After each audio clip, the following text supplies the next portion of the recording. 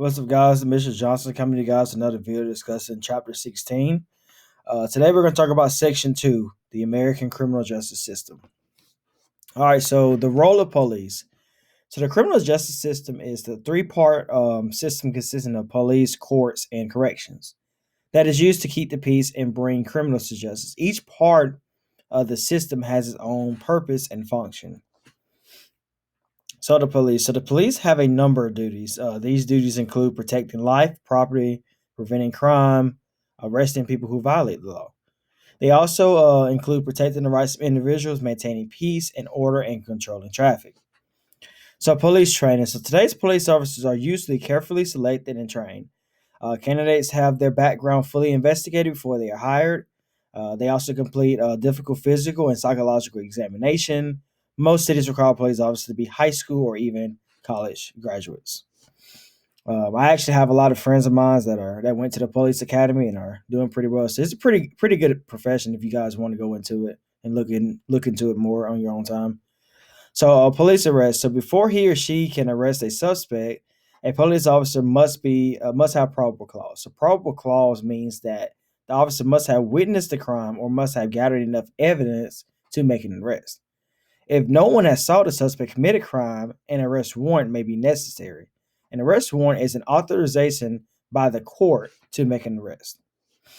So, police arrest part 2. According to U.S. Bill of Rights, all arrested suspects are entitled to due process. The police must inform suspects of their Miranda rights before questioning them.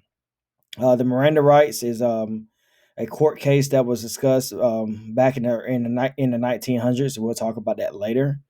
So, but the Miranda warning lets suspects know that their rights are as protected by the Bill of Rights. If a suspect is not given their information before questioning, any statements he or she makes cannot be used as evidence unless the Miranda rights are written.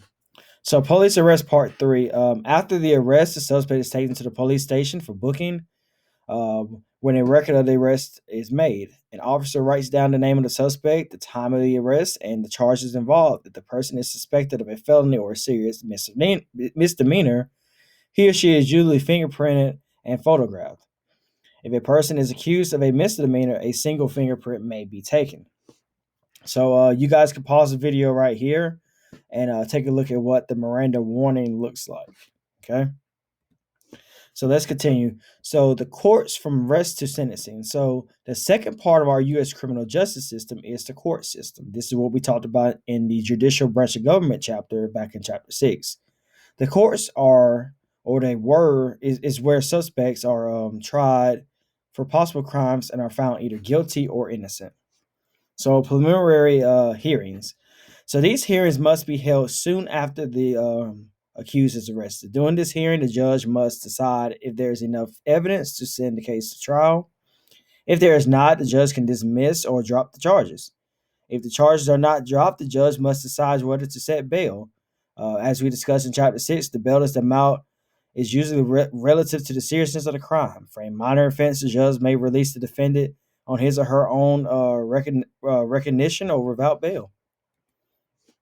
Grand jury and indictment. So before a defendant can be tried, a formal charge must be made. So in some states, a grand jury hears the evidence to decide whether to send a case to a trial. If the grand jury finds probable cause, the defendant is indicted and a formal charge with the crime. So after he or she is charged, the defendant goes before a judge for arraignment.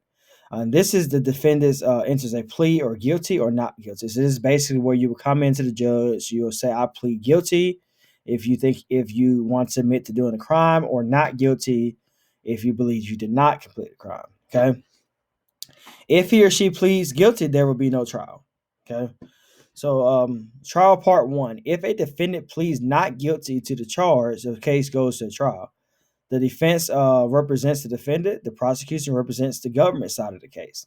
The defense and the prosecution lawyers chooses jurors for the trial from a large group of people. In most states, both of these lawyers have the right to question prospective jurors. And we'll talk more about this when we do a court case, about how that works.